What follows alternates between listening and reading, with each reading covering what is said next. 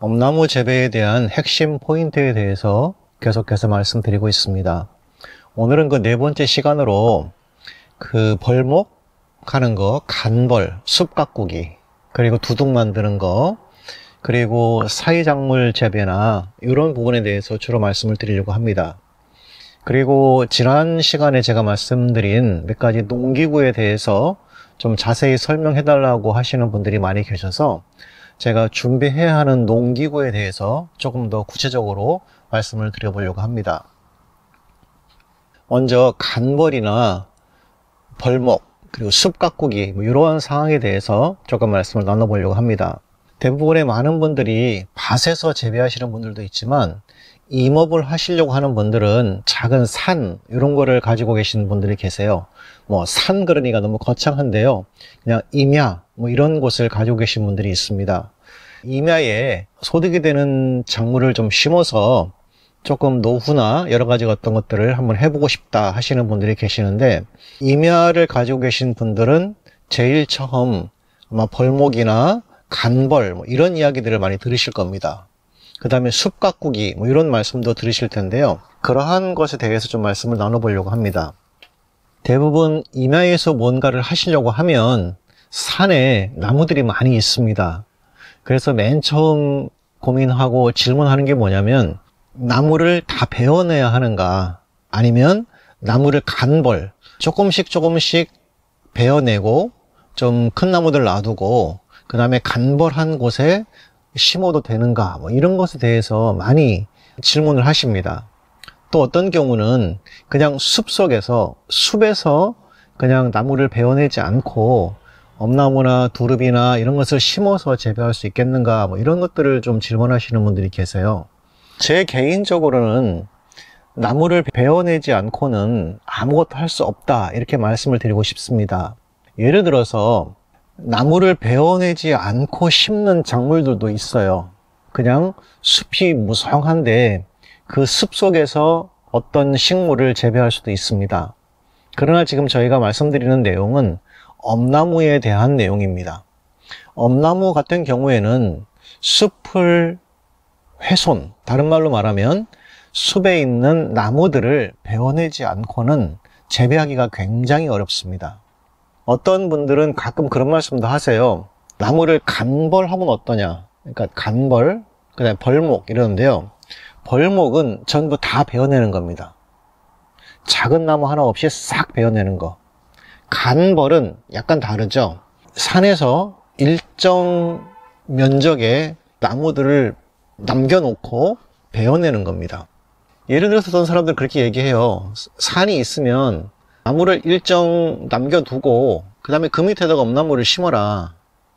그리고 엄나무가 자라면 그때 이거를 베어내도 되지 않냐. 처음부터 나무를 다 베어내면 풀이 많이 자란다. 풀 얘기를 많이 하거든요. 이 말은 반은 맞고 반은 틀린 겁니다. 예를 들어서 이런 거죠. 풀이 무서워서 농사를 짓지 못하겠다 하면 그분은 농사를 지으시면 안 돼요. 간벌을 하면, 예를 들어서 나무와 나무 사이에 엄나무를 심었어요. 한 4년쯤 자란 후에 그 다음에 이 나무를 뽑아내면 되지 않냐, 이런 얘기를 하시거든요. 이런 분들 같은 경우에 사실은 농사를 좀 안 져보신, 상상 속에서 농사를 지신 분들이 많아요. 왜냐하면 나무를 남겨두고 그 밑에다가 엄나무나 두릅을 심었다가 엄나무 두릅이 한 4년이나 5년 정도 지나면 그때 위에 있는 나무를 베어내면 되지라는 그냥 아이디얼적인 생각만 가지고 있는 겁니다. 그러면 제가 하나 질문을 한번 해보죠. 위에 있는 나무를, 이 큰 나무들을 베어낼 때 이 나무가 쓰러지잖아요. 쓰러지면 여기 있는 조그만 나무들이 다치지 않을까요? 어떨 것 같으세요? 잘 피해서 이 나무를 넘어뜨릴 수 있다고요? 아니면 이 나무를 조각조각 분산해가지고 땅바닥으로 줄을 매서 내린 다음에 이 나무를 살린다, 이런 생각들. 저도 이런 것들을, 이런 시행착오를 해본 적이 있습니다. 저희도 어쩌다가 산에 나무와 나무 사이에 큰 소나무라든지 몇 개 나무들을 남겨둔 적이 있어요. 중요한 건 뭐냐면 그 나무들이 있음으로 해서 내가 목표로 하고 있는 엄나무가 잘 자라지 않습니다. 왜? 그늘도 지고요, 이파리가 떨어지고요, 나무가 잘 안 돼요. 그리고 그 나무 사이에 있는 모든 영양분을 이 큰 나무들이 다 뺏어가기 때문에 실제로 내가 목표하고 있는 엄나무는 잘 자라지 않습니다. 더 중요한 건 뭐냐면, 엄나무가 잘 자랐다고 해도 어느 순간 그 큰 나무를 베어내려고 했더니 큰 나무가 쓰러지면서 작은 나무를 다치는 거예요. 다른 말로 말하면 엄나무가 다치는 겁니다. 4년 기껏 키웠는데 나무가 넘어지면서, 큰 나무니까 막 이것저것 우당탕 쾅쾅 하면서 조그만 나무들을 많이 다칩니다. 그러면 결국은 몇 년 동안 전지하면서 키운 게 헛것이 되거든요. 그래서 엄나무를 처음부터 재배하려는 분들은 벌목을 하는 것이 사실은 답입니다. 그리고 벌목을 한 다음에는 반드시 벌목한 후에 있는 구루터기나 잔가지 것들을 처리를 좀 해주시는 것이 굉장히 좋습니다. 산이 이렇게 있으면 벌목을 하잖아요. 그 다음에 이제 큰 것들은 실어내고 잔가지들을 이렇게 쌓아둡니다. 가급적이면 이 잔가지들도 이파리가 무성하거나 이러면 빨리 썩습니다. 그런데 얘네들이 굉장히 오래 갑니다. 몇 년 지나도록 잘 썩질 않아요. 그러면 어떤 문제가 생기냐면, 이런 잔가지들 혹은 이제 구루터기가 이렇게 남아 있잖아요. 나무를 베어낸 구루터기가 있으면 여기에 벌, 구루터기를 뚫고서 벌이 살아요. 말벌, 이런 거, 장수말벌. 그 다음에 이런 잔가지 속에는 이제 뱀, 짐승들이 삽니다. 그리고 가끔 이런 잔가지를 통해서 불이 나기도 해요. 그래서 엄나무나 이런 것을 재배하려는 농장의 목적이 있으신 분들은 구루터기나 잔가지들을 빠르게 처리하시는 것도 그 농사를 위해서는 굉장히 도움이 될 수 있습니다. 물론 그게 쉽게 되진 않아요. 어떤 경우는 장비를 사용해야 되기도 하고, 어떤 경우는 많은 정말 힘과 노력이 들 때도 있습니다. 그리고 벌목이나 이런 산이 있을 때, 예를 들어서 이런 거죠. 여기다가 한 1000평은 엄나무를 심고, 이쪽에 한 1000평은 두릅을 심고, 이쪽에 1000평은 오가피를 심고, 이쪽에는 산을 그냥 임야를 그냥 자연임으로 보존해가지고 여기에는 무슨 버섯이나 이런 걸 좀 재배하고, 여기는 산양삼 이런 것도 재배하고, 이런 식으로 이제 계획을 하시는 분이 계세요. 그렇지만 이 땅을 다 합쳐봤자 몇천 평, 10,000평 이 정도밖에 안 되는데, 중요한 건 뭐냐면 여러 종류의 작물을 심으면 일단 쉼이 없습니다. 몸이 괴달퍼요. 그걸 관리하기 위해서. 또 다른 건 뭐냐면 도둑들이 많이 끌어요. 삼을 훔치러 왔다가, 혹은 엄나무를 훔치러 왔다가 여기 삼이 있네? 이렇게 도둑들이 많이 끌습니다. 그렇기 때문에 저는 개인적으로 하실 수 있다면 아주 정말 어마어마하게 넓은 농장, 10만 평 이런 규모 아니면 가급적이면 한 가지나 두 가지 작물로 그냥 올인해서 하시는 게 조금 더 낫겠다, 조금 더 좋겠다, 이런 생각이 많습니다.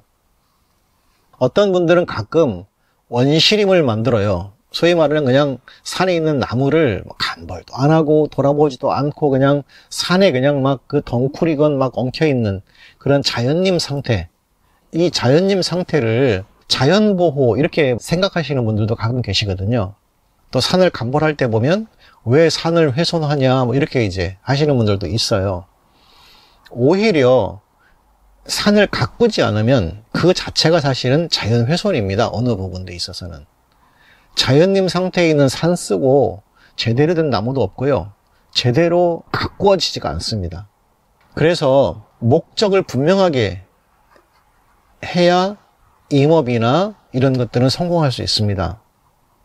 산이 있어도 불필요한 나무들을 베어내고 내가 목적한 나무를 빽빽하게 키운다면 그것은 말 그대로 숲을 가꾸는 그런 행동입니다. 그러나 그냥 자연림 상태로 두면 결국 그 산에는 좋은 나무 한 그루도 없고 그냥 넝쿨만 있고 아주 그냥 정말 산이 황폐해집니다. 그런 산에 임산물이 있을 것 같죠? 사람들은 그런 얘기들을 많이 해요. 산이 막 우거져 있고 막 풀이 빽빽하게 있고 습이 막 나무로 꽉 차 있으면 산나물이 많을 것 같은데, 그런 산에는요 산나물이 없습니다. 오히려 가을이 되면 낙엽이 떨어져 가지고요 낙엽층이 굉장히 두껍습니다. 그 낙엽층이 두꺼운 데는요 풀도 잘 올라오지 않습니다. 산나물이요 거의 없습니다. 음지에서 잘 되는 산나물을 재배하시려는 분들은 간벌을 해서 나무를 여기저기 막 살려두고 그 사이에 어떤 것을 심으셔도 괜찮습니다. 그런데 엄나무는 약간 달라요. 엄나무는 간벌을 한 후에 심으면 나중에 이 나무들 때문에 그늘이 생기고 낙엽이 떨어지는 이쪽 지역에는 엄나무가 잘 안 됩니다. 그렇기 때문에 엄나무를 재배하시는 분들은 사실 가급적이면 전체를 벌목하고 엄나무를 심은 후에 산을 경영하는 것이 훨씬 더 이로울 수 있습니다. 그래서 내가 무엇을 재배할 것인가에 따라서 산을 간벌할 건지 벌목을 할 건지 그냥 숲을 보존할 건지 이런 차이점들이 있다는 것을 좀 기억하시면 좋겠습니다. 그러나 엄나무 같은 경우에는 하실 수 있다면 산을 간벌보다는 벌목을 하고 엄나무를 심고 재배하는 것이 훨씬 좋습니다. 그리고 산을 벌목해내고 그 다음에 산의 지형이나 이런 것들도 너무 움푹한 데 있으면 그 벌목한 나무들이나 이런 것들을 좀 집어넣고 흙도 좀 이렇게 좀 적당히 분산하고, 물론 다 허가를 받고 하는 게 맞죠. 그렇게 하면 엄나무는 훨씬 더 잘 클 수 있습니다. 여러분이 아시다시피 엄나무는 한 3년까지는 약간 반응달 음지에서도 잘 자라요. 그러나 수확을 하는 시기 4년, 5년부터 넘어서는요 엄나무는 많은 양의 햇빛을 필요합니다. 그래서 엄나무는 햇빛이 좀 많은 곳에서 잘 자라고요. 또 엄나무 순도 햇빛을 보면 훨씬 더 예쁘고 튼튼하게 잘 클 수 있습니다. 산이나 임야를 경영하시려는 분들은 내가 무엇을 할 건지에 대한 분명한 목적을 세우셔야 내가 벌목할 건지 간벌할 건지 아니면 숲을 보존할 건지 이런 어떤 목적을 가지고 산을 경영할 수 있기 때문에 임야를 가지고 계신 분들은 이 부분을 먼저 생각을 하신 다음에 산을 좀 정리하시든가 하는 방법을 선택하시는 것이 좋을 것 같습니다. 그러나 이제 밭에다가 엄나무를 심으시려는 분들은 또 다른 생각들을 한번 해보셔야 돼요. 밭에는 이미 다른 게 없잖아요. 그냥 깨끗한 아무것도 없는 그냥 밭이에요. 그 밭에는 돌이 많든 돌이 없든 아무런 상관이 없습니다. 나무를 심고 경영하는 데는. 다만 이 밭을 이야기할 때는 항상 어떤 이야기를 하냐면 두둑에 대한 이야기를 해요. 두둑. 두둑은 다른 말로 말하면 우리 이렇게 뭔가를 만드는 거죠. 그리고 요 위에다가 나무를 심는 거예요.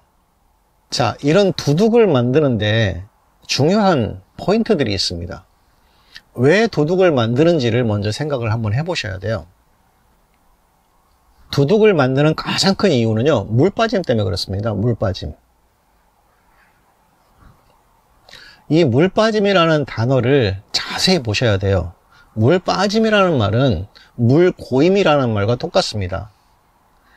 밭이 이렇게 있으면 어느 지역에 물이 이렇게 고이는 부분이 있어요. 비가 많이 오면 대부분의 물은 요 사이로 흘러나가서 빠져버리는데 어느 부분에는 이렇게 물이 고이는 데가 있습니다.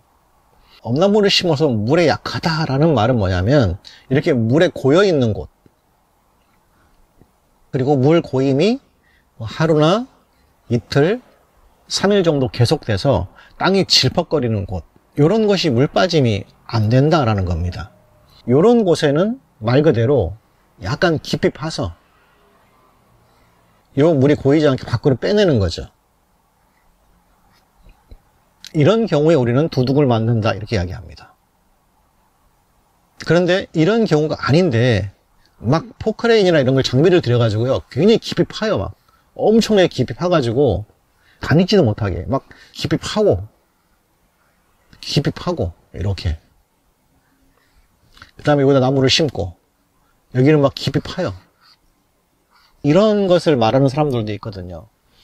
이렇게 파면 나중에 나무는 살 수 있지만 엄나무가 커서 순을 떨어당기기가 힘들어요.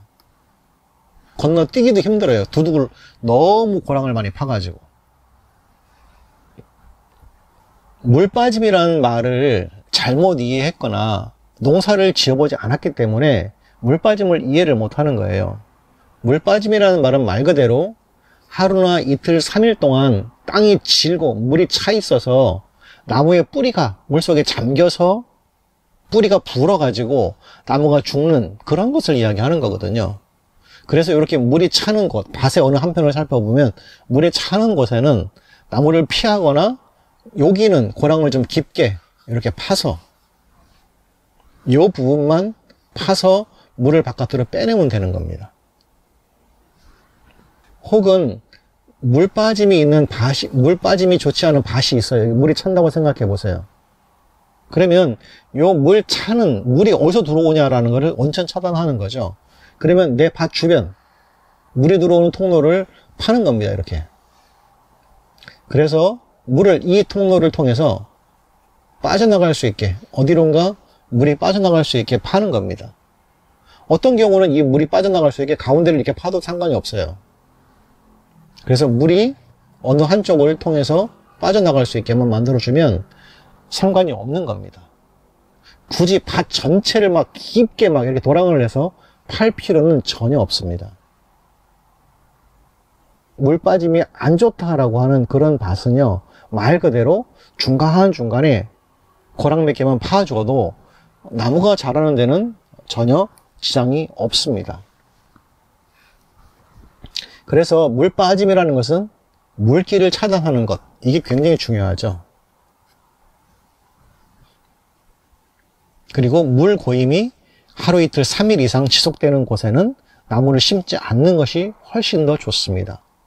또 하나 중요한 포인트 중에 하나는 뭐냐면 논이나 습지 같은 경우는 복토를 하더라도 기본적으로 수분이 많습니다. 논이었던 곳이 이렇게 있어요. 여기에 땅을 막 복토를 해서 1m 이상을 올렸다고 쳐도 기본적으로 이 땅 밑에는 수분층이 있습니다. 그래서 엄나무를 심었어요. 처음엔 자라요. 아무 문제 없이 1년, 2년, 3년. 그러나 이 수분층의 뿌리가 이제 깊이 박히죠. 그때부터 나무가 이파리가 떨어지기 시작하거나 병들기 시작합니다. 그래서 나무 같은 경우를 심으실 때는 논이나 습지였던 곳을 복토해서 심는 것은 사실은 권장해 드리지 않습니다. 아무리 이런 땅은 옆에 땅을 파고 또 어떤 분들은 여기다 뭐 문제가 생기니까 관을 이렇게 묻어가지고 물을 배수하고 심으면 어떠냐 이런 말씀 하시는 분도 있는데 엄나무를 심으려고 그런 공사까지 해야 될 필요가 있겠는가 이제 저는 그런 생각도 많이 합니다. 그렇기 때문에 그냥 개인적으로 그냥 쉽게 설명하고 싶은 건 뭐냐면 물빠짐이 좋지 않은 곳 혹은 물빠짐이 아주 안 좋은 밭 여기에선 나무를 심지 않는 것이 참 좋겠다. 그리고 논이나 습지 같은 데를 복토해서 나무를 심는 것은 그렇게 썩 좋지 않다. 굳이 심어야 한다면 그 땅을 몇 년 동안 다른 식물이나 다른 작물을 심어서 그 땅 안에 있는 습이나 이런 것들이 자연적으로 배출될 수 있는 소위 말하는 밭이 된 상태를 만든 후에 나무를 심는 것도 상관이 없다. 저는 이렇게 말씀드리고 싶습니다. 위로 흙을 아무리 많이 부어도 습한 논이었던 곳은 여전히 습합니다. 그리고 물고임이 있는 밭 여기에는 무조건 파서 이 물이 다른 데 나갈 수 있게 만들어 준다면 거길 피해서 나무를 심는 거 이런 것은 문제가 없습니다. 산 같은 경우에도 산이 비탈이 이렇게 있다고 해도 비가 막 와도요 물빠짐이 다 되는 것 같죠. 그러나 산에도 사실은 이 안에 물이 머금고 있다 이렇게 땅이 진 데가 있어요. 그래서 나무가 죽기도 합니다. 그래서 물 빠짐, 이것을 사람이 조절하기는 상당히 어렵고요. 산 같은 경우에도 어느 부분에 있어서는 이렇게 이런 곳은 좀 파서 물길을 좀 끊어주거나 차단해주고 남은 부분에 나무를 다 심어도 문제가 없습니다. 왜? 이곳을 통해서 물이 나갈 수 있기 때문에. 그래서 물빠짐이라는 것을 이야기할 때는 사실은 물길을 차단해 주는 것, 이 부분도 굉장히 중요한 하나의 핵심 포인트라고 할 수 있습니다. 그리고 다시 한번 말씀드리지만 어떤 분들은 이런 것들이 있거든요. 제초 매트나 비닐 같은 거, 밭이 이렇게 있어요. 나무를 심는데 제초 매트를 다 쭉 이렇게 했단 말이에요. 그런데 습한 곳이 있거든요. 여기에 제초 매트를 하잖아요. 나무 다 죽습니다. 비닐로 하면 다 죽어요. 왜? 습한 곳인데 더 꽁꽁 싸매버리면 사실 나무가 더 죽겠죠. 뿌리 나중에 캐보면요, 아주 새까맣게 돼가지고 흙밖에 나오지 않습니다.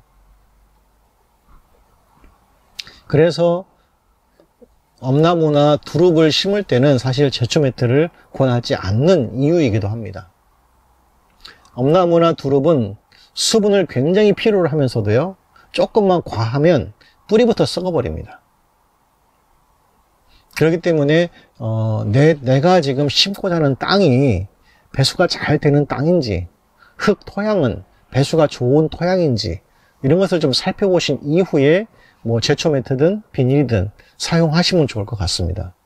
최소한 귀농을 하거나 뭔가 나무로 농사를 지시려는 분들은 내가 가지고 있는 땅에 대해서 최소한 비가 많이 올 때, 뭐 장마 때든 언제든 가서 한번 보시고 어디에 물이 차는지, 물이 고이는지, 어떻게 빠지는지, 그런 것들을 좀 살펴보실 필요성도 상당히 많이 있습니다.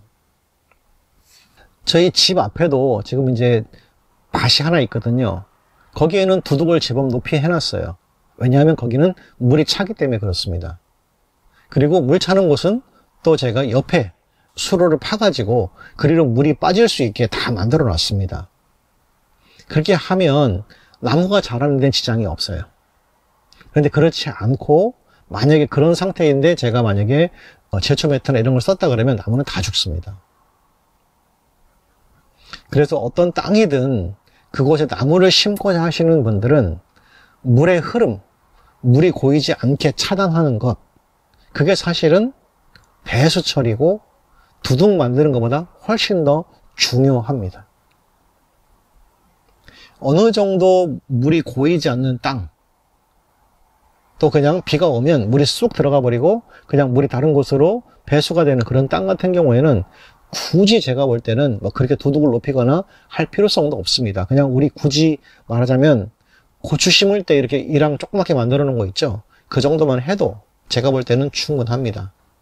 중요한 거는 내가 심고자 하는 그 땅에 어디 물이 고이는지, 물이 흐르는지, 땅이 진지, 혹은 어디서 뭐 물이 빠져나가는 곳이 없는지, 혹은 내가 매입한 이 땅이 과거에 논이었는지 습지였는지 그 정도는 알고 계시면 엄나무 농사를 짓는 데는 그렇게 큰 어려움은 없을 것 같습니다. 그리고 이제 또 엄나무 농사를 지을 때에 중요한 한 가지 또 생각해야 될 게 있습니다. 아까 잠깐 말씀드렸다시피 나무를 간벌한 후에 중간중간 엄나무를 막 심어요. 그리고 나중에 큰 나무들은 베어내겠다. 그것은 사실은 굉장히 어렵습니다. 나중에 해보세요. 그 나무를 베어내는 일이요, 정말 어렵고, 베어낸다고 해도 베어낼 때에 내가 심어놓은 엄나무가 많이 다쳐요. 저는 제가 경험을 해봐서 압니다. 그런데 그냥 간벌하고 엄나무를 심어놓고 나중에 이 큰 나무를 베어내면 되지요. 그 나무를 베어내 본 적이 없는 겁니다. 이 사람들은. 나무를 베어낼 때에 얼마나 그 나무를 쓰러뜨리고 나무가 쓰러지면서 얼마나 작은 나무들이 많이 다치는지 굉장히 중요하거든요. 그것처럼 이런 거예요. 엄나무를 처음부터 넓게 심지 마라. 밀식해서 심어라. 밀식해 심으면 풀 관리가 좋다. 그리고 이 나무를 자란 다음에 하나씩 빼내면 된다. 이 말을 하거든요. 여러분 혹시 3년, 4년 지난 엄나무 캐보셨나요? 1년, 2년, 3년 지나면서 나무를 전지하잖아요. 4년쯤 지나면 나무 이 가지가 굉장히 퍼져요. 그 나무를 캐내는 게요, 그렇게 쉽지 않습니다. 이 나무를 캐내는 게 정말 어렵습니다. 캐내본 적이 없으면 그 말을 하면 안 되거든요. 그러면 포크레인이 캐면 되죠. 포크레인이 들어가서 이 나무를 캐면 옆에 있는 나무 다 다칩니다. 그러니까 생각과 상상 속에는 이렇게 나무를 밀식해서 심어 놓으면 풀도 덜 자랄 것 같고, 풀을 이길 만큼 나무가 컸을 때 이걸 빼내면 되지요 라고 하잖아요. 3년 이상 된 엄나무를요, 캐내는 게 굉장히 어렵습니다. 엄나무가 자란 이후에 캐내잖아요.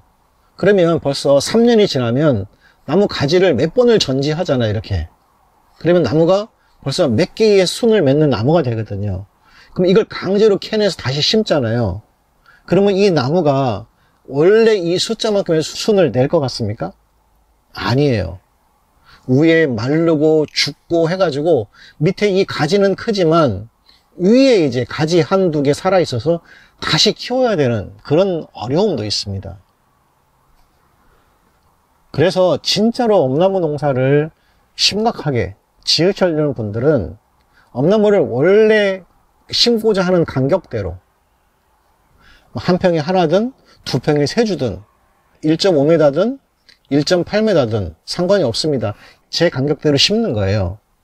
그리고 여기서부터 이제 전지를 해나가기 시작하는 겁니다. 나무를. 그러면 이 간격이 너무 넓잖아요. 그러면 풀만 자라잖아요. 그래서 이 넓은 간격에 풀만 자라지 않게 하기 위해서 이 사이 작물을 심는 겁니다. 그리고 이 사이 작물을 심을 때도 이 나무랑 같은 크기, 그래서 콩을 심어요. 콩을 심어도 콩의 높이가 높은 콩이 있고요, 낮은 콩이 있습니다. 우리가 주로 두부 해먹는 콩들 있잖아요. 걔네들은 높이가 낮아요. 그러나 검정콩, 서리태는 높이가 높습니다. 들깨요? 걔네들은 훨씬 더 높습니다. 그래서 하실 수 있다면 나무가 어릴 때 중간중간에 두부 만드는 콩을 심어요. 백태를 심어요. 그리고 얘네들을 추수를 다 해요. 그러면 그 다음에 보면 나무가 요만큼 커 있거든요. 서리태를 심어요. 비슷한 크기로 자랍니다. 혹은 조금 나무보다 크게 자랄 수도 있어요. 그리고 다 베어내고 그 다음에 보면 나무가 좀 더 커 있어요. 그러면 그 다음에 들깨를 심어도 상관이 없어요. 이렇게 한 3년 정도까지는 사이 작물을 재배하면서 하면 풀도 많이 잡을 수 있습니다. 그리고 3년 후부터는 사이 작물을 안 심어도 충분히 엄나무 스스로 커졌기 때문에 그냥 엄나무 농장을 할 수도 있습니다. 그래서 엄나무 재배를 심각하게 고민하시는 분들은 사이 작물을 어떻게 잘 심어서 엄나무와 같이 키울까를 고민하시는 것도 좋습니다. 만약에 사이 작물을 심지 않으면 그냥 풀만 자라잖아요. 그러면 예초기로 풀만 한 두어 번 더 깎아주시면 돼요. 그러나 사이 작물을 심으면 그 사이 작물 때문에 풀이 좀 덜 자라고 사이 작물도 부수입을 올릴 수 있기 때문에 이런 것들도 좀 많이 좀 고민해 보실 필요성들도 있습니다. 그러나 사이 작물을 심으실 때에 삶, 도라지, 잔대 이런 뿌리 식물들, 구근 식물들을 심으면 또 도둑들이 많이 끌어요. 그래서 도둑들이 요걸 캐가다가 엄나무를 다치기도 합니다. 짐승들도 이걸 캐먹다가 엄나무 뿌리째 그냥 캐버리기도 합니다. 그렇기 때문에 요 사이 작물을 재배하는 것은 굉장히 심사숙고를 하고 재배해 보시는 것도 괜찮습니다. 이 사이 작물을 선택하실 때 주로 곡식류가 제일 좋고요. 또 엄나무가 자라는 성장 속도에 맞춘 작물들, 그거를 재배하시는 것들도 굉장히 좋습니다. 밀식했다가 하나씩 캐서 옮긴다. 아이디어는 맞지만 나무에게는 썩 바람직하지도 못하고 실제로 그것을 캐서 옮기기도 그렇게 쉽지 않습니다. 이런 부분은 한 번쯤 더 생각을 해 보시고 진행하는 것도 도움이 되실 것 같습니다. 준비해야 되는 농기구에 대해서 지난 영상에 대해서 말씀을 드렸는데 너무나 많은 이메일이 왔어요. 조금 더 구체적으로 좀 이야기를 해달라, 잘 모르겠다 이렇게 하셔서 제가 이 부분은 조금 더 말씀을 한번 드려보려고 합니다. 심지어는 이제 어떤 분들은 그런 것까지 질문을 하시거든요. 엄나무 농사를 짓는데 트럭이 필요하냐? 여러분, 트럭이 필요하세요? 엄나무 농사를 짓기 위해서는 트럭은 굳이 필요가 없습니다. 다만 농촌에서 농사를 지을 때는 트럭이 필요합니다. 엄나무 농사를 짓는데 트랙터가 필요할까요? 자, 이러한 질문들이 있는데 저 개인적으로는 시골에서 산다면 트럭은 필요할 수 있겠다. 그러나 엄나무 농사를 짓는다, 그것만 짓는다고 하면 트럭은 별로 필요가 없을 수도 있습니다. 그러나 임야, 산 같은 경우에 뭔가 짐을 나른다라고 했을 때는 뭐 탭이라든지 이런 거를 옮긴다 했을 때는 트럭이 필요할 수도 있습니다. 그러나 어떤 경우는 이제 그 탭이나 이런 거를 날라주는 회사가 있어요. 농협이든 어디든. 거기 이제 사륜 트럭이 거기까지 갖다 준다 그러면 트럭이 필요 없을 수도 있습니다. 그러나 동네 한복판에 승용차가 들어갈 수 있고 뭐 밭까지 뭐 왔다 갔다 하는데 문제가 없다 그러면 트럭은 사실은 그렇게 필요치는 않습니다. 이러한 농기구에 대해서 잠깐 말씀을 좀 드려보려고 해요. 가장 많이 이제 필요한 것들, 많이 필요한 농기구가 이제 농약을 뿌리는 분무기 같은 경우에 예초기, 그 다음에 전지가위, 그 다음에 삽, 괭이, 일반적으로 쓰는 거 이런 거 말고요. 그 다음에 저온 창고, 뭐 이렇게 이제 한 5가지 정도가 있습니다. 자, 이런 것에 대해서 잠깐 조금 더 말씀을 나눠볼게요. 혹시 여러분이 이제 인터넷에서 검색을 한번 해보세요. 인터넷에서 검색을 한번 해보실 때에 분무기, 농약 분무기 이런 것을 한번 검색을 한번 해보세요. 그 다음에 농약 분무기인데 충전식 이런 걸 검색을 한번 해보시면 될 겁니다. 그냥 분무기 이런 걸 검색하면 이렇게 등짐지고 하는 거 있잖아요. 이렇게 막 등짐지고 이렇게 해가지고 하는 거, 이런 게 나올 거예요. 그런데 충전식 분무기 이런 거를 검색해 보면 약간 다른 게 나옵니다. 바퀴도 달려 있고요.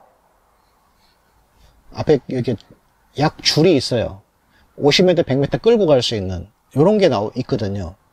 그리고 이렇게 등에 지고 하는 거는 뭐 기껏해야 한 10리터? 물 10리터 혹은 20리터 이 정도거든요. 근데 이렇게 바퀴가 달려 있고 뭔가 끌고 가는 거, 이런 스타일 같으면은 보통 40리터의 물이 들어갑니다. 그러면 이거 사람이 질 수 있는 그런 단계는 넘죠. 그래서 요 40리터의 물을 넣어놓은 상태에서 어디 한 군데 바퀴가 있으니까 줄줄줄 끌고 가고, 거기서부터 이제 줄을 쭉 당겨가지고 뭐 50m나 100m 약을 치고 나오고, 그렇게 몇 개를 약을 치고 나오고 하고, 그 다음에 이제 물이 떨어지면 또 끌고 가서 물 부어가지고 또 치고 나오고 이렇게 하는 거거든요. 그렇게 하지 않으면 등짐에다 지고 막 다니면서 약을 치는 것은 지금 이제 굉장히 어렵습니다. 젊은 사람들도 힘들거든요. 근데 막 70, 80 되신 분이 그렇게 하는 건 더 어렵습니다. 그렇기 때문에 요즘은 이렇게 나오는 것들이 굉장히 많이 있어요. 충전식이나 혹은 동력, 이렇게 뭐 엔진 달아가지고 하는 것도 있습니다. 그러나 그것도 무거워요. 그래서 조금 좀 하실 수 있다면 이런 충전식 분무기 이런 걸 좀 알아보세요. 뭐 충전식 농약 분무기 하면 가격대도 다양합니다. 한 20만원에서 50만원 이 정도 하거든요. 그냥 한 30만원에서 한 34, 5만원 정도 주면 그냥 쓸만한 거 살 수 있습니다. 그러면 일을 굉장히 쉽게 할 수 있습니다. 그리고 여기에 감겨있는 이런 줄, 이런 게 이제 얇은 줄이지만 굉장히 길고 약을 치는 데는 전혀 지장이 없는, 그리고 물도 한 40리터 이 정도 되기 때문에 아주 뭐 많이 약을 칠 수 있는 이런 충전식 분무기 이런 것들이 굉장히 좀 도움이 되실 겁니다. 혹은 어떤 경우는 훨씬 더 큰 용량, 이렇게 물탱크처럼 생겨가지고 또 이렇게 손잡이도 있어서 끌고 다니는 이런 것들도 있어요. 60리터 물 이렇게 70리터, 80리터 이런 것까지도 있습니다. 그리고 줄도 막 100리터 이렇게 가는 것들도 있어요. 이런 것들이 하나 있으면 밭이나 이런 데 있잖아요. 평평한 곳, 그런 곳에서 밭을 경영하는 데는 훨씬 더 도움이 되실 겁니다. 그래서 충전식 농약 분무기 이런 거를 한번 검색해 보시면 굉장히 여러 회사에서 굉장히 좋고 다양한 제품들을 만들어내고 있습니다. 저도 뭐 예를 들어서 한 1000평 정도 되는 밭, 거기에 뭐 방제를 하거나 뭐 풀약을 치거나 만약에 그럴 일이 있으면은요, 한 40리터 정도? 그 정도 분무기, 이런 충전 분무기 갖다가 치면 한 한나절 이전에 한 1000평 정도는 다 치고 나올 수도 있습니다. 등짐을 지고 그걸 한다 그러면 굉장히 힘들겠죠. 조금 이런 충전 분무기 이런 것들도 한번 검색을 해 보셔서 충전 농약 분무기 이런 거 검색해 보면 많이 있거든요. 주변에 있는 뭐 농약사 이런 데 가서 물어보시면 많이 팔리고 내구성도 좋고 이런 것들도 좀 발견하실 수 있을 거예요. 그 다음에 이제 많이 좀 질문하시는 것들이 예초기입니다. 예초기에 사실은 뭐 지금 국산 예초기 그렇게 많이 없어요. 그냥 기본적으로 엔진이 미쓰비시나 혼다 뭐 이런 것들이거든요. 일본에서 만들어 갖고 들어오는 몇 가지 이제 그 뭐 회사의 제품들이 있는데 굉장히 가볍습니다. 하지만 가격이 너무 비싸요. 또 뭐 미국산 혹은 뭐 스웨덴산 여러 가지 어떤 회사 것들이 있거든요. 그런데 굉장히 가볍고 좋지만 너무 비싸요. 그래서 그냥 일반적으로 많이 판매되고 있는 뭐 미쓰비시 계열 혹은 혼다 계열 뭐 그런 엔진을 탑재한 예초기 뭐 한 30만원에서 한 40만원 사이 왔다 갔다 하는 것들 뭐 그 정도면 그냥 사용하는 데는 별 불편함은 없을 겁니다. 다만 산이나 임야 같은데 풀 같은 것 중에 막 굉장히 억센 풀 뭐 이런 데는 휘발유가 들어간 예초기를 사용하는 게 힘이 더 좋으니까요. 그런데 이제 그런 게 아닌 일반 풀, 뭐 억센 게 아닌 일반 풀 이런 정도면 그냥 부탄가스 있죠. 우리 고기 구워 먹을 때 쓰는 거 부탄가스 그냥 갖다가 하나 탁 꽂아가지고 하면 1시간 정도 쓸 수 있거든요.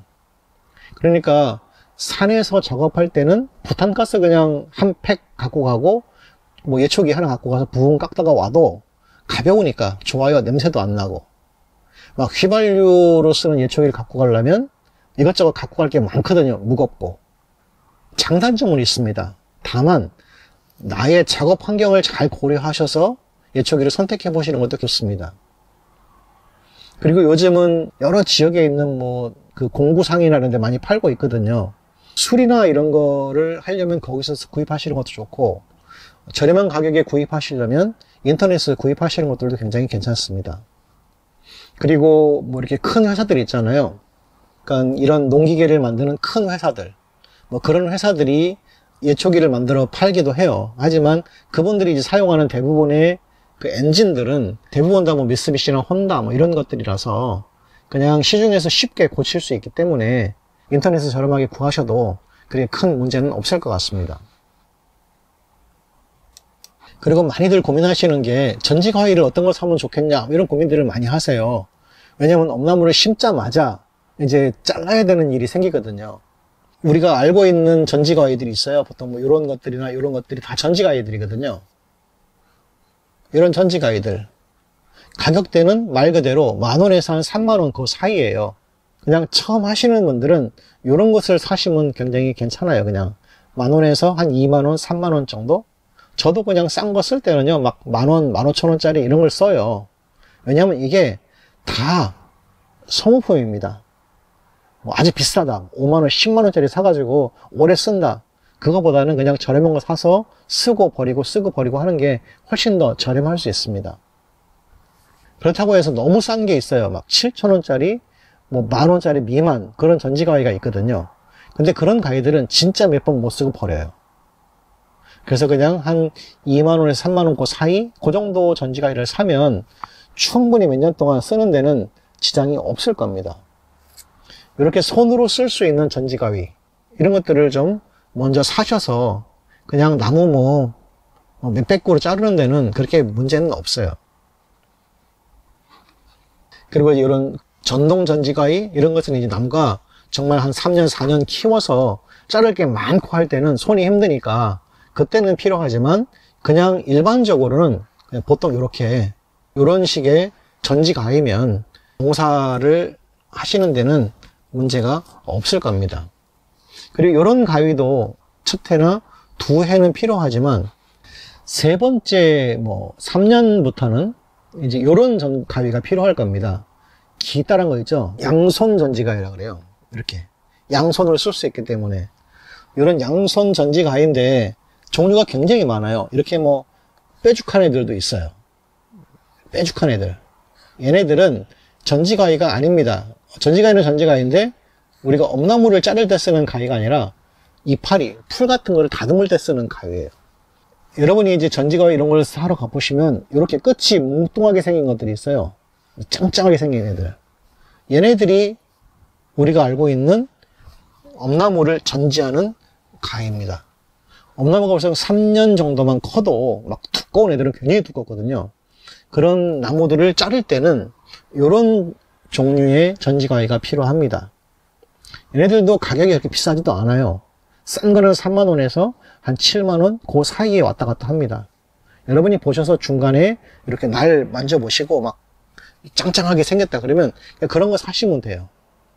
그런데 한 가지 좀 생각하셔야 되는 건 뭐냐면 요 날도 중요하지만 요 양손 손잡이 대가 있습니다. 이게 무거우면 엄청 일하기가 힘들어요. 그래서 거기가 좀 가볍고 좀 좋은 것들이 있습니다. 가볍다는 이야기는 또 힘을 주다가 부러질 수도 있어요. 그래서 좀 보셔서 그냥 적당한 거 그냥 사시면 괜찮을 것 같아요. 이것도 역시 소모품이기 때문에 한번 사가지고 오래 쓴다. 물론 소모품이지만 사가지고요 날 갈아가지고 또 몇 년 쓰는 데는 그렇게 지장은 없습니다. 그리고 삽이나 낫이나 이런 것들은요 그냥 일반 소모품이니까 그냥 사서 쓰시고요. 그 다음에 이제 하나 또 저희가 생각해야 되는 게 뭐냐면 나무를 심잖아요. 만약에 올해 심거나 내년에 심거나 나무를 심으면 나무를 심자마자 면사무소 가셔가지고 저온창고를 좀 신청을 하시면 좋을 것 같아요. 보통 저온창고 지원 사업이 대부분 있거든요. 시골에는 저온창고는 신청을 한다고 해서 바로 되는 게 아니에요. 올해 신청하면 내년 그 다음에 후년에 될 수도 있습니다. 왜냐하면 신청한 사람이 많으면 밀리거든요, 순서에. 그래서 나무를 심고 한 2년 3년을 내다보고 저온창고를 신청하시면 2년 3년 안에 저온창고가 돼요. 그러면 이제 지자체마다 틀리겠지만 개인 부담 50%, 보조 50% 이렇게 해서 저온창고를 이렇게 만들어 주기도 합니다. 근데 기본적으로 3평, 4평 이 정도 선이거든요. 근데 어떤 분들은 저온창고를 막 6평, 7평, 8평 크게 생각하시는 분도 있는데 그런 것들은 과수농사 있죠. 사과, 배 하시는 분들. 그런 분들은 커도 되지만 엄나무나 이런 순 재배 하시는 분들은 그렇게 클 필요까지는 없습니다. 그냥 밭에서 1000평, 2000평 이렇게 재배하시는 분들, 이런 분들은 3평이면요 사실 충분합니다. 그러나 5000평이나 10,000평 이렇게 재배하시는 분들은 한 4평, 그리고 그 이상 재배하시는 분들은 한 5평 정도, 이 정도면 저온창고는 제가 볼 때는 충분합니다. 그런데 기본적으로 아마 그 보조 사업을 하면 한 3평 정도가 보조 사업이 될 거예요. 그러면 3평 정도 보조 사업을 하고 그 실제로 이런 저온창고를 만들어주는 업체가 이제 오거든요. 이런 업체가 굉장히 많아요. 그러면 이 업체에게 왔을 때에 내가 한 평만 더 추가하고 싶다. 그래서 그 추가금만 내고 이걸 만들든가 혹은 지자체에서 잘해주는 데는 5평까지 해줄 수 있으니까 그런 것들은 좀 이렇게 미리 신청을 하시면서 알아보시면 될 것 같습니다. 이런 저온창고는 바로 짓는 게 아니에요. 나무 심어 놓자마자 내가 내 비용 들겠다. 뭐 그렇게 하실 필요는 전혀 없습니다. 그냥 신청하셔서 한 3년 안에만 지을 수 있다라고 하면 그렇게 신청하시는 것도 괜찮습니다. 그리고 이 지원 사업을 하면 또 여러분이 이제 더 좋은 회사를 찾는 것도 이제 좋잖아요. 그러면 1년에 한 번이나 2번 정도 그 농기계 박람회를 해요. 그럼 거기 가셔가지고 가보면 이런 좋은 창고 만드는 회사들이 많이 나오거든요. 그럼 그런데 이제 명함 좀 받아두었다가 나중에 이제 그 좋은 창고 지원 사업에 당첨이 되면 회사랑 연결해가지고 지으시는 것도 괜찮습니다. 그리고 여러분들이 활용을 잘 하셔야 되는 데가 있는데 거기가 어디냐면 이 지역마다 있는 농업기술센터입니다. 대부분 이제 군에 1개나 2개 혹은 많은 데는 3개씩 이 농업기술센터에 그 농기계 임대 사업소가 있습니다. 이 농기계 임대 사업소 가면요 대부분 장비들이 좋아요. 그리고 그런 것을 빌리는 데에 그렇게 큰 비용이 들지 않습니다. 뭐 트랙터도 빌릴 수 있고요. 굉장히 많은 것들을 빌릴 수가 있어요. 특별히 저도 많이 빌려 쓰는 것 중에 하나가 뭐냐면 이런 거죠. 전지가위. 이 전지가위가 그냥 보통 싼 거, 전동 전지가위 있잖아요. 싼 거, 한 뭐 20만원, 30만원짜리. 이런 거 말고 100만원, 200만원 넘는 전동 이 전지가위들이 있어요. 이제 허리춤에 그 배터리를 차고 이렇게 자르면 하루 종일 일해도 정말 피곤함이 없이 일할 수 있는 이런 진짜 비싼 이 전지가위들이 있거든요. 이런 것들은 농업기술센터에 가면 많이 빌려줍니다. 농업기술센터에 이런 전동 전지가위 비싼 게 그렇게 많이 있진 않아요. 하지만 저희가 엄나무나 두릅을 재배하시는 분들 있죠. 그분들은 농가가 그렇게 많지 않기 때문에 또 그 시기에는 전지하는 데가 별로 없어요. 그렇기 때문에 미리 예약만 하면 이런 전동 전지가위를 빌리는 데에 어려움이 없습니다. 뭐 저희 지역 같은 경우에는 5,000원인가 10,000원인가 해요. 그러면 한 이틀 3일을 빌려도 그렇게 큰 비용이 들어가지 않습니다. 하지만 이 가위가 몇 몫을 합니다. 물론 뭐 형편이 좋고 여유가 되시면 이런 걸 사서 두시는 것도 좋지만 가격이 뭐 150만원, 200만원, 어떤 게 300만원이 넘기 때문에 그렇게까지는 좀 어려울 것 같습니다. 그리고 이런 거 있죠. 전정기라 그러죠. 이파리 쫙 자르고 지나가는 거. 이런 것들도 그냥 빌릴 수가 있어요. 이런 걸 빌려서 쓰면 이것도 사람 몇 몫을 해요. 역시 이런 것들도 뭐 시동 걸고 이런 것도 이제 그 예초기 하듯이 그냥 땡겨가지고 거는 거라서 이게 뭐 사람이 뭐 이틀 3일 할 일을 그냥 혼자서 하루면 다 해치울 수도 있습니다. 주로 이런 것들은 오가피 농사를 지을 때 많이 사용하고요. 또 어떤 지자체에는 이런 거 있죠. 체인톱 이런 걸 빌릴 수도 있습니다. 체인톱도 살려면 뭐 몇십만원 한 4, 50만원 줘야 되잖아요. 그래서 형편이 되면 이런 걸 사도 되지만 아닌 경우에 뭐 한두 번 쓴다 하면 그냥 빌려 써도 상관이 없습니다. 어떤 경우는 예초기도 빌려줘요. 예초기도 빌려 써도 상관이 없습니다. 또 어디에는 파쇄기, 나무 자르는 파쇄기, 자른 나무를 처리하는 파쇄기도 빌려줍니다. 그럼 이런 파쇄기 빌려다가요 세워놓고 이제 이것도 엔진으로 가는 거니까 쭉 움직이면서 엄나무나 이런 거 자른 거 그냥 전부 다 파쇄해도 그렇게 상관은 없습니다. 이런 것들을 전부 다 빌려주는 데가 농기계 임대사업소예요. 그리고 굉장히 가격이 저렴합니다. 물론 이제 자기 농사를 크게 짓는 사람, 그리고 이것을 계속해서 지속적으로 써야 되는 사람들은 장비를 하나씩 2개씩 사죠. 자기가 자기 장비들을. 그러나 기본적으로 그렇게까지 할 필요가 없으시는 분들은 이걸 굳이 뭐 사는 것보다는 저처럼 가끔씩 빌려 써도 그렇게 큰 뭐 농사를 짓는데 그렇게 큰 어려움들은 없습니다. 그래서 혹시 그 지역에 있는 농기계 임대 사업소 이런 데 있잖아요. 먼저 가셔서 어떤 게 있나 한번 알아보세요. 그리고 이제 내가 거기 살고 있다는 증명서, 또 경영체 등록한 거 있잖아요. 그런 거 보여주고 등록하고 그렇게 하면 이런 것들을 뭐 굉장히 저렴한 가격에 빌릴 수 있습니다.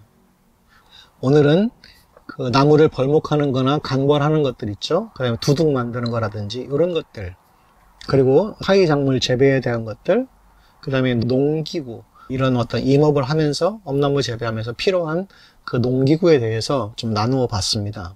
대부분의 내용들은 제가 다른 여러 영상에서 많이 언급한 내용들인데 가장 핵심적인 부분들만 제가 정리해서 말씀드리는 거니까 조금 더 염두에 두셨다가 한 번쯤 더 생각해 보시고 농사를 짓는데 도움을 좀 받으셨으면 좋겠습니다.